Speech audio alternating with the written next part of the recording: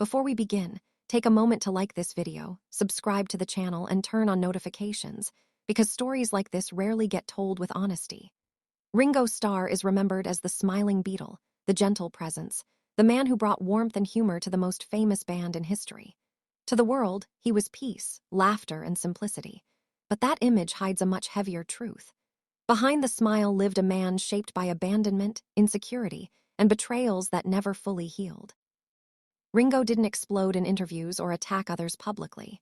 He absorbed pain quietly, carried it privately, and smiled anyway. This is not a story about fame or success. It's a story about what happens when someone who already feels replaceable is repeatedly reminded that they can be pushed aside. Ringo's deepest wounds didn't come from strangers or critics. They came from people he trusted, people he loved, people he believed were family. And one name, above all others, stayed with him long after the Beatles were gone. Understanding this story will change how you see Ringo Starr forever. Paragraph 2. A childhood defined by absence and illness. Ringo Starr's life didn't begin with music or confidence. It began with sickness, isolation, and loss. Born Richard Starkey in wartime Liverpool, his earliest memories were shaped by hospital walls instead of playgrounds. At 6 years old, peritonitis nearly killed him, forcing him out of school for more than a year. When other children were learning to read and build friendships, Ringo was learning how to survive. Just as life began to feel normal again, tuberculosis struck at 13, locking him inside a sanatorium for nearly 2 years. Those years changed him forever.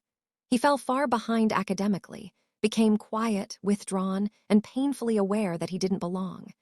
He watched life move forward without him. That sense of being left behind became a permanent part of his identity. Even as an adult, even as a Beatle, Ringo carried the fear that everyone else was smarter, stronger, and more deserving. The drum a nurse gave him during recovery wasn't just a toy. It was his first proof that he could still matter somewhere. Paragraph 3. Music as a lifeline, not a dream. For Ringo, music wasn't about ambition or stardom. It was survival. Drumming gave him structure, purpose, and something he could control when everything else felt uncertain. Unlike John, Paul, or George, Ringo didn't grow up dreaming of greatness. He grew up trying not to disappear. As he developed his style, people noticed his reliability more than flash. He wasn't loud. He didn't demand attention. He held things together. That made him respected in Liverpool's scene, especially with Rory Storm and the Hurricanes. By the time the Beatles noticed him, Ringo was already seasoned, steady, and admired by musicians. But none of that erased the insecurity shaped by years of illness and isolation. Deep down, he still felt lucky to be included rather than confident he belonged. That difference mattered later, because when rejection came, it didn't just hurt his pride. It reopened old wounds that had never truly healed. Paragraph 4. Joining the Beatles as the replacement. When Ringo officially joined the Beatles in August 1962, it should have been the moment everything changed. Instead, it became the beginning of a new insecurity. He wasn't one of the originals. He replaced Pete Best. That label followed him everywhere. Fans eventually embraced him, but the press didn't wait. Headlines mocked him before he even played a note.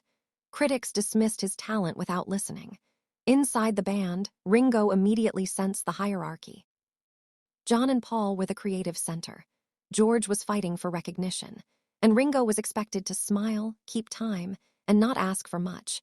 The humiliation reached its peak during the recording of Love Me Do, when producer George Martin brought in session drummer Andy White because he didn't trust Ringo yet. Ringo played tambourine while another man sat at his kit. Years later, Ringo admitted he never forgot that moment. It taught him something painful early on. He was needed, but not fully respected. Paragraph 5. Living with the label of least talented. As Beatlemania exploded, Ringo became beloved by fans but underestimated by everyone else. He was portrayed as the funny one, the harmless one, the Beatle who didn't threaten anyone's genius. Songs he sang were treated as novelties, not statements. The jokes followed him everywhere. The least talented Beatle. Not even the best drummer in the band. Ringo laughed along publicly, but privately those words sank deep. He already doubted himself. Now the world confirmed those doubts daily. While John and Paul debated songwriting dominance and George fought for creative space, Ringo stayed quiet, grateful just to be there. But silence doesn't mean strength. It means endurance. And endurance has a cost. By the late 1960s, that cost was becoming unbearable. Paragraph 6. George Harrison and the pain of quiet distance. Among all the Beatles, George Harrison was the one Ringo trusted most. George understood what it felt like to live in someone else's shadow. That shared experience created a bond built on empathy rather than competition. That's why the pain George caused later cut so deeply. It wasn't loud. It wasn't cruel. It was absence. As George grew artistically, he increasingly turned outward, collaborating with musicians like Eric Clapton and Bob Dylan. Ringo watched as George built emotional connections everywhere except with him. The moment that hurt most came during, "While My Guitar Gently Weeps," when George invited Clapton instead of relying solely on his band. For Ringo, it felt symbolic. Even within the Beatles, loyalty had limits. After the breakup, George moved on creatively while Ringo struggled to find footing. George never explained the distance. He simply let it happen. That silence stayed with Ringo longer than any argument ever could. Paragraph 7. John Lennon's transformation. Ringo admired John Lennon deeply. John's confidence made Ringo feel safe. Standing behind him felt like standing behind a force of nature. But everything changed when John and Yoko Ono became inseparable. At first, Ringo respected Yoko and didn't object. But gradually her influence began reshaping the band. During a recording session, Yoko criticized Ringo's drumming. In earlier years, John would have defended him. This time, he didn't. He told Ringo to just keep it even. That moment wasn't about music. It was about status. John no longer saw Ringo as an equal voice. As John withdrew emotionally from the band, Ringo felt abandoned by the leader he trusted most. When John defended Yoko fiercely during a confrontation with George, Ringo realized the Beatles were no longer first. Years later, Ringo briefly reconnected with John in New York. Then John was gone forever.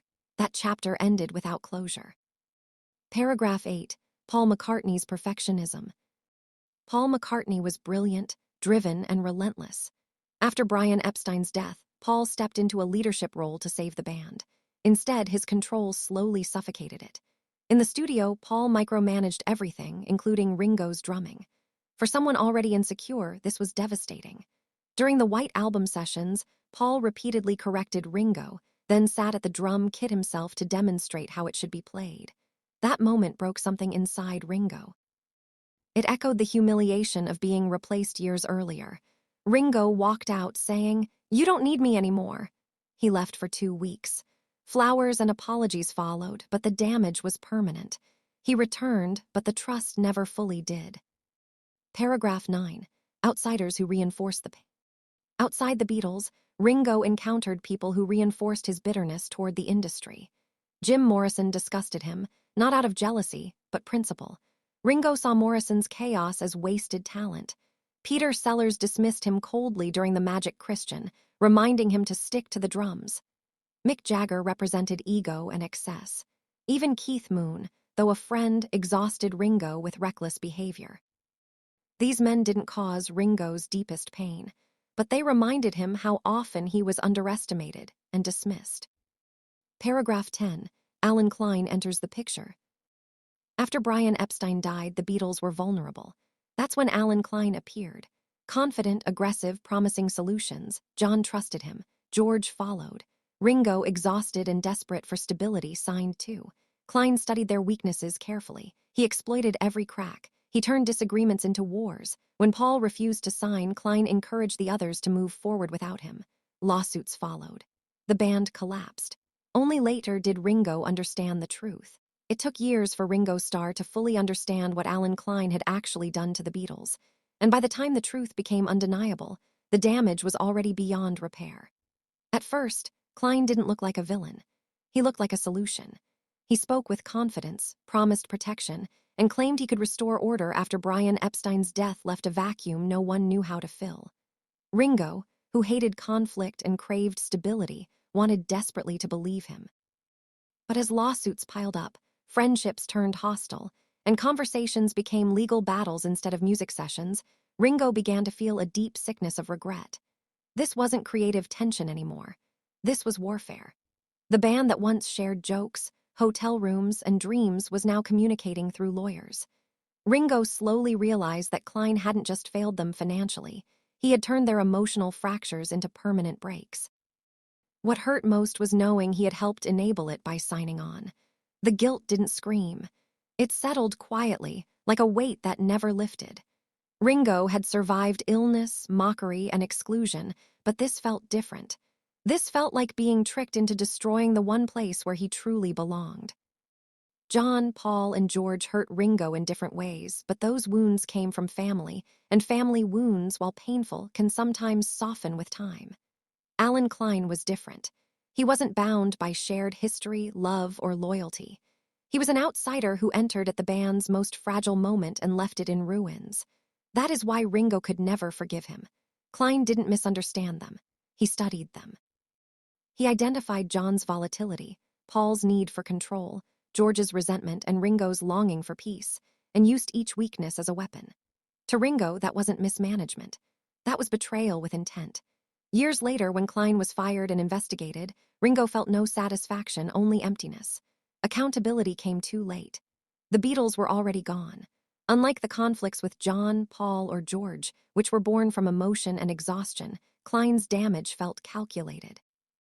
And for someone like Ringo, who valued sincerity above all else, that calculation made the wound permanent.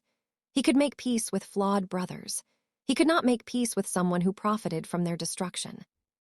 One of the most revealing things about Ringo Starr is not what he said, but what he chose not to say. While others aired grievances in interviews, books, and public statements, Ringo remained restrained. He didn't weaponize his pain. He didn't seek sympathy. That silence wasn't weakness, it was survival. Ringo had spent his entire life learning how to endure quietly. From childhood illness to being labeled the least talented Beatle, silence had become his shield. But silence doesn't erase memory. It preserves it.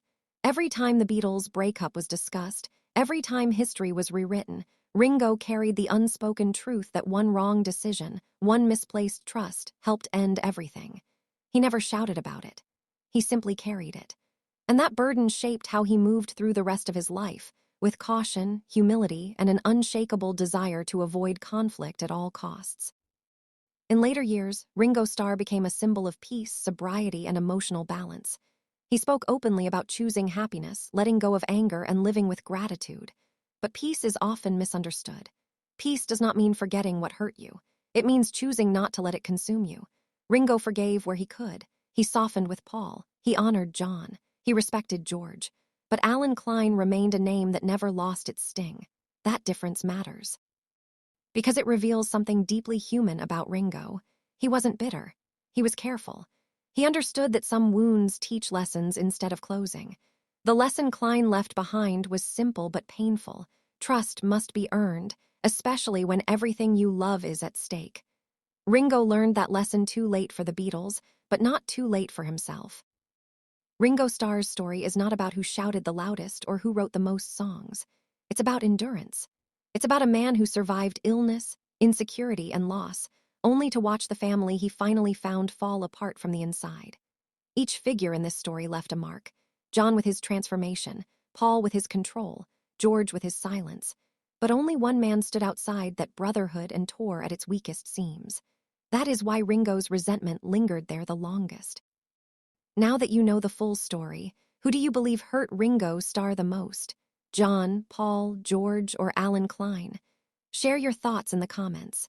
And if you want more untold stories about music legends, don't forget to like the video, subscribe to the channel, and join us for the next chapter.